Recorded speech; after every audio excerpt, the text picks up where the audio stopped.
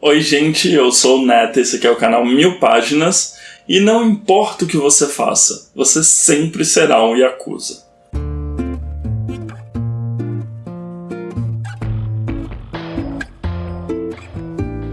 Bom, então antes de começar os recadinhos de sempre, não esquece de deixar seu like, seu comentário, se inscrever. Lembrando que no box de descrição a gente tem o link para a loja do Capitão Onigiri, bem como o cupom de desconto aqui do canal, então você pode comprar livros, quadrinhos, mangás e acessórios, e fechando sua compra com o cupom você ganha 5% a mais de desconto, que é sempre muito melhor. E hoje nós vamos falar dele, o grande Tatsu Imortal. Sinceramente, eu não estava preparado para gostar tanto dessa história. A Panini começou a publicar agora em julho o mangá do Goku Shufudo, o Tatsu Imortal, que é um mangá de comédia, desculpa pessoas, ele é um mangá de comédia e ele é extremamente interessante. Eu já tinha assistido o anime que tá na Netflix e basicamente a gente vai acompanhar o dia a dia do Tatsu, esse cara de mal, ex-yakuza, que agora ele é único e exclusivamente um dono de casa. Mas a grande questão, e boa parte do humor da série, tá no choque de uma pessoa tão mal encarada ser apenas um dono de casa. Até porque ele é chamado de Tatsu Imortal porque ele simplesmente invadiu o lugar de uma Yakuza rival, de uma gangue rival, e derrotou todo mundo lá, saiu sem ferimentos, algo que era praticamente impossível. Então existe esse choque de expectativa e realidade, e o modo como ele faz as ações mais triviais possíveis é extremamente exacerbado porque ele tem esse gene de homem yakuza do mal. Então é extremamente divertido o modo como o mangá ele brinca com a sua expectativa e realidade. O mangá é do Kousuke Ono e começou a ser publicado em 2018. Ele ainda está em publicação e já tem 12 volumes no Japão. Aqui no Brasil ele vai sair mensalmente pela Panini, então rapidinho a gente vai acompanhar e aí vai passar 6, 7, 8 meses sem ter um novo volume. Então eu realmente tô apaixonado pela história. Um dos fatores que eu me peguei pensando depois da leitura, primeiro ele é extremamente cômico, né? Isso é um fato dado, assim, o timing de humor do Kousuke é muito bom para essa história, exatamente porque ele joga a expectativa lá no alto, um traço muito detalhista, e aí a gente tem essa quebra de expectativa com algo que é extremamente trivial. Tem um outro fator que eu gosto muito, que é como as pessoas fazem a leitura do Tatsu no próprio mangá. Então a gente tem o fator de que ele tá só vivendo sua vida normal, mas as pessoas à sua volta, ao olhar para o Tatsu, ela já tem a sua própria definição do que ele é.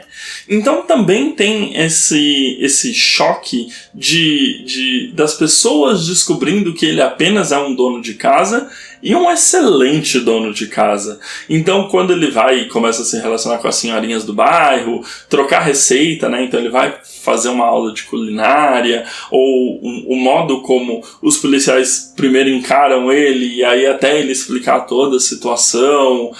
São pequenas situações cotidianas em que o choque está muito na pessoa que está interagindo com o Tatsu.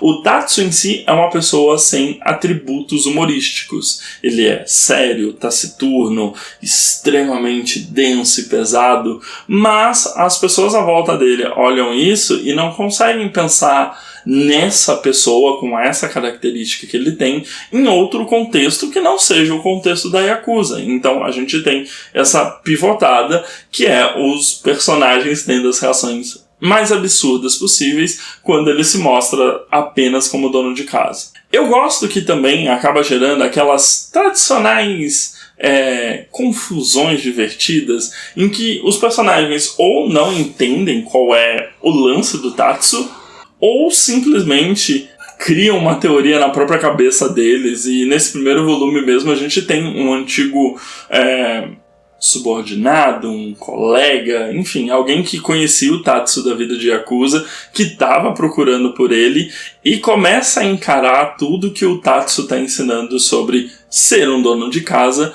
como obrigatoriamente algo que ele tem que fazer para se tornar um Yakuza melhor. O caminho do Yakuza, do gangster, ele passa por ser um bom dono de casa. De onde ele tirou isso? Completamente da cabeça dele. Mas é a leitura que ele fez do Tatsu. Então, tem esse fator que não é o intuito da obra, obviamente, discutir sobre como a gente encara estereótipos de pessoas e bota ela dentro de uma caixinha e depois se faz de chocado quando ela não é exatamente o que a gente pensou, mas funciona muito bem para essa leitura. Então a gente tem um mangá extremamente divertido, um timing de humor muito perfeito, um traço polido que também ajuda nesse time de humor e histórias extremamente curtinhas, assim. Tanto que no primeiro volume são 9 capítulos, mais 3 capítulos extras, então são histórias bem rápidas, assim, é bem... A gag, né, a piada, ela tá exatamente ali na sua cara e ela é uma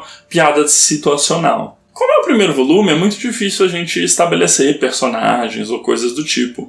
Mas eu espero que a gente tenha mais desenvolvimento da esposa do Tatsu, que é uma trabalhadora normal do dia a dia, viciada em Precure, e as outras pessoas da vizinhança também que começam a interagir. Como eu citei antes, tem um anime da Netflix que não é um anime que foi muito bem recebido, porque as pessoas não entenderam a proposta do diretor, que era fazer basicamente uma animação em que o modo como fosse animado aumentasse o poder da piada. Então, não é uma animação extremamente fluida, nem nada do gênero. É uma animação extremamente travada, pensada justamente para utilizar o máximo possível do traço do Kosuke, que é extremamente realista, e também para ser uma coisa meio impactante na tela. Então acaba sendo aquelas indicações de mangá muito fácil de ser feita. Primeiro porque é gostoso, então funciona para todos os tipos, esse tipo de piada. É um tipo de piada muito tranquila. Eu particularmente adoro a piada dele conversando com um aspirador robô e checando todo o trabalho dele como se ele fosse um chefão.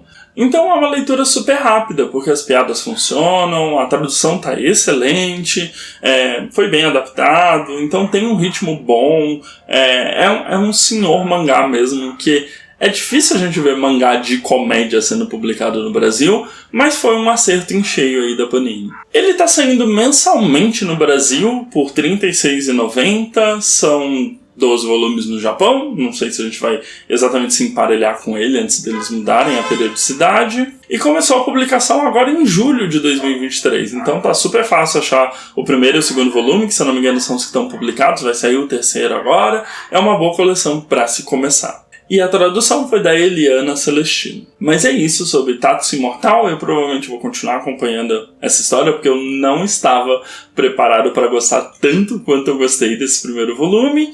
E a gente vai conversando conforme a coleção for avançando. Mas não esquece de dar uma olhada nos vídeos recomendados do meu lado direito, se inscrever na bolinha do meu lado esquerdo para continuar me acompanhando aqui no canal. A gente se vê no próximo vídeo. Um grande beijo e tchau, tchau.